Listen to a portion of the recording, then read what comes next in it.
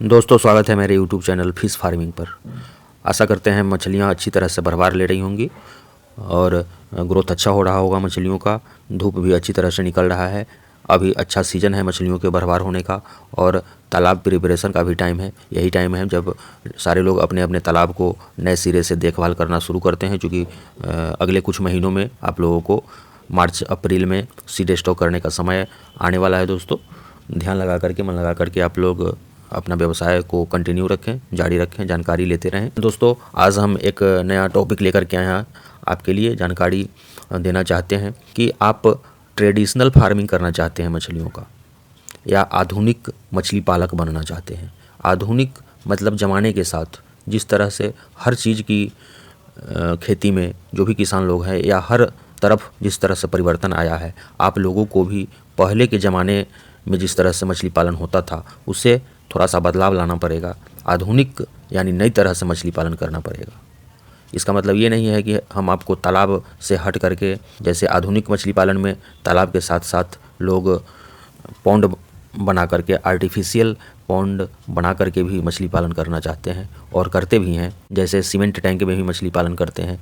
तो ये सब हम नहीं बताना चाह रहे हैं। हम आपको मिट्टी वाले तालाब के बारे में ही जानकारी देना चाह रहे हैं कि मिट्टी वाले तालाब में भी आप आधुनिक तरह से मछली पालन, नए तरह से मछली पालन कर सकते हैं। पहले जैसे आप लोग सिर्फ बीज डाल देते थे, भोजन वोजन नहीं देते थे, लेकिन अब वह ज़माना ख़त्म हो गया जब बगैर भोजन दिए हुए, बगैर ध्यान दिए हुए आपका मछलियाँ ग्रोथ कर जाएंगी।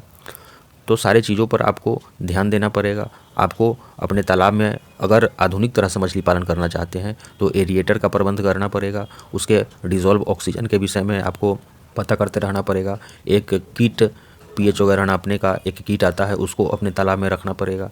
इन सारी चीज़ों पर आपको विशेष ध्यान देना पड़ेगा। जब सारी चीज़ों पर आप ध्यान देंगे तब जाकर के मछलियाँ का ग्रोथ होगी। पहले के ज़माने में लोग ऐसे ही छोड़ देते थे, सीड स्टॉक कर देते थे और छोड़ देते थे, तो अपना 2.5 साल 3 साल में मछलियाँ जो भी निकलती थी उन्हीं से, चूँकि उन लोगों को कोई लागत नहीं लगता था। अब है कि जब भी आप पट्टा पर भी लेते हैं, तालाब लीज पर लेते हैं, तो आपको कुछ न कुछ पैसा चुकाना पड़ता है या समय देना पड़ता है। आप मछलियों के देख रेख में समय लगाते हैं लेकिन इन्वेस्ट नहीं करते हैं, तो इन्वेस्ट तो करना पड़ेगा। जब आपको मुनाफा कमाना है तो इन्वेस्टमेंट ज़रूरी है। तो हम आपसे कहना यही चाहते हैं कि जो व्यवसाय आप कर रहे हैं मन लगा करके करें, कुछ इन्वेस्ट करें। जब आप इन्वेस्ट नहीं करेंगे, कुछ लागत नहीं लगाएंगे, उसमें ट्रेनिंग की आवश्यकता हो, आपको ट्रेनिंग लेना चाहिए।